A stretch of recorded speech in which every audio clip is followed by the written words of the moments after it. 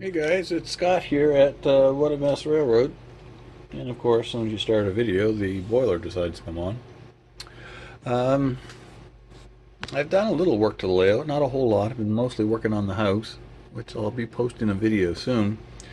But yeah, I guess show you some of the stuff I did. I actually went out and bought two switches. Not that it was in the plan, but they were 20 bucks each. They were Pico large switches. Since I wanted the long switches on this side for the passenger cars and trains to go into the passenger station here somehow. Once I figure that layout one of these days. And yesterday we had a massive rainstorm here, and down in here the sub pump decided not to work. Made a weird noise and stopped. And of course, water came in. The one you see in the front is the old one, and the one in the back was the new one. It's a year and a half old, hardly used, and it died.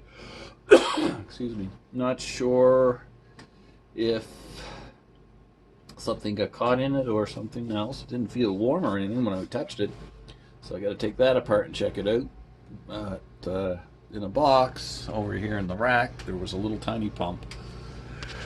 Doesn't have an on or off switch, so you got to do it yourself manually. So I spent basically yesterday down here turning it on and off, turning it on and off. So I figured while I was down here, I might as well do something exciting or worthwhile. The way over there, excuse me, I decided to put in a little mountain. Maybe I should get a little closer. Oh, there is a zoom, isn't there, on these things, huh? Oh, there we go. Wow, see?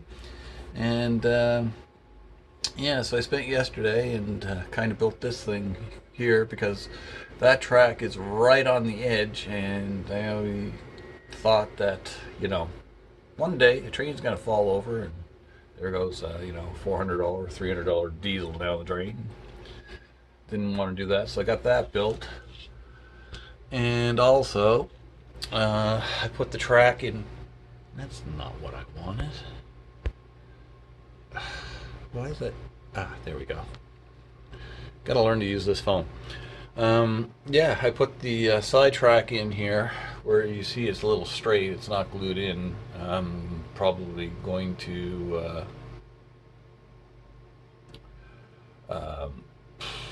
put some switches in there, and I just kind of painted this up a little bit for a road and to see, play it around.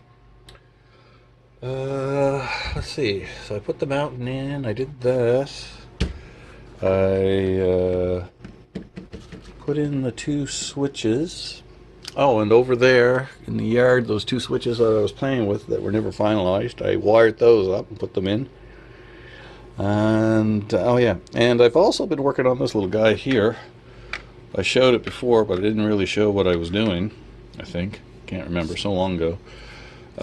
This was a used CNGP 38, which I put in the walkway treads.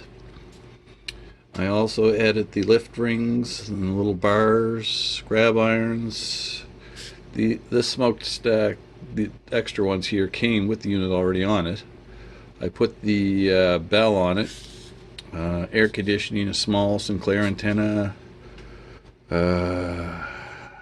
shades. Can't find the right horn for it because it's a 5.3, 5.3. It's a K5, I guess, or whatever. It's a 5 horn, and it fits right in there. So it's like two side by side, one on top and two pointing in the back. And I have to get some jacking patches. Yeah, can't even speak. Jack pads, because apparently on the GP38 there's supposed to be another set there for 4 in the front. Knock it over. And 2 more here, another one here, so there's another 2 in the back. So they forgot that. And I bought some buffer plates to fill that in, but man, that's going to be a lot of work. Oh, and I also put the metal plate on the top light for that. whoever did it before put the light down below and just left the top light open, so I put the patch on like it's supposed to. I also bought the Canon fans for here, but I just haven't put them on yet. So I have that to do. Oh, and I have ditch lights to put on. Never can seem to get the right ditch lights. Since they're mounted right in here, exactly where the handrails for this unit goes, because they're down here, so I'm going to have to get other ones to put on the top. So there's 2 ditch lights in the front, 2 ditch lights in the back. They have a rounded top and a plate. They sit on a plate.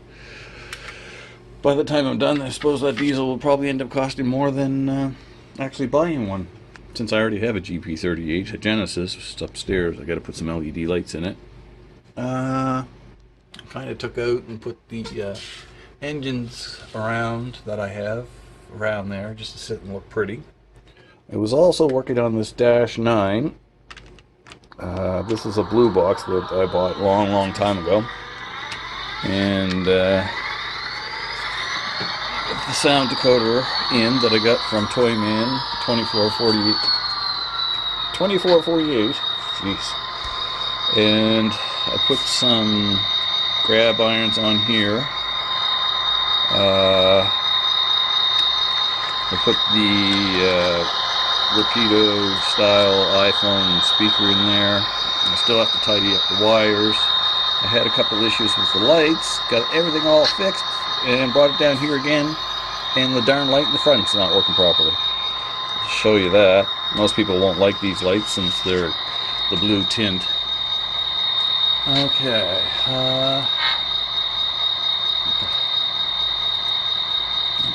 got it up.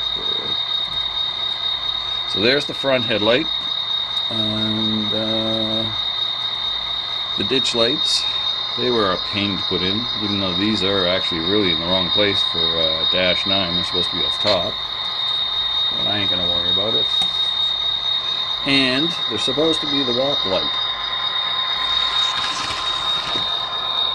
like here. It did work, now it doesn't work, so I must have buggered up a wire. Like there's not enough wires in there. So I've gotten that, and I put new wheels on it because the blue box wheels were really bad.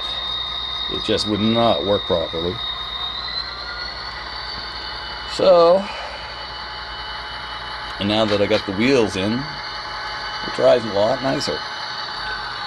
And the only thing left, since this video is getting a little long, I picked up off eBay, my favorite place, one of these Chinese soldering stations, since I do a lot of LED lights and for Toyman, and the where's that on? Oh, it's on the other side. I have a wedge tip on my other Weller, which I bought when I was 30 years ago. I'm still using it.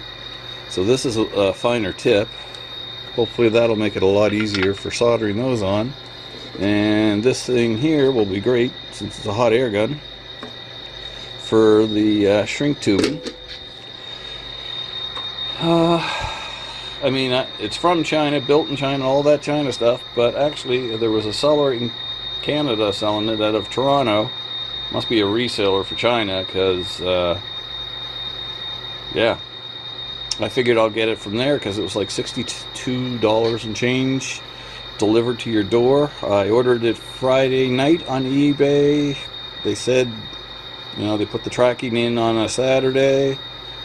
It was supposed to be here Monday and it arrived today. So that's the fastest package I've ever had, even by Canada Post standard. So must have paid something for postage, because postage in Canada is not cheap.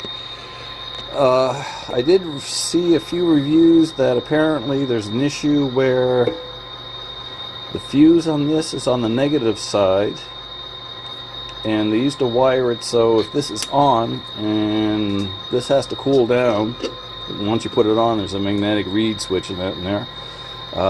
If you turn it off, it would still run and cool down, but apparently with this unit it shuts off so I don't know if it's on the negative or the positive, so I might take it apart and take a look, because apparently you have to switch everything in Canada, I guess the US too, off the positive lead, not the negative. But from what I've used it today, it seems to work great. So anyway, guys, that's about it for this update. Oh, one other thing is I forgot the 4-year anniversary video, which was the end of March. So it's been 4 years on YouTube and 4 years with the layout. So anyway, guys, we'll talk to you later. Bye for now.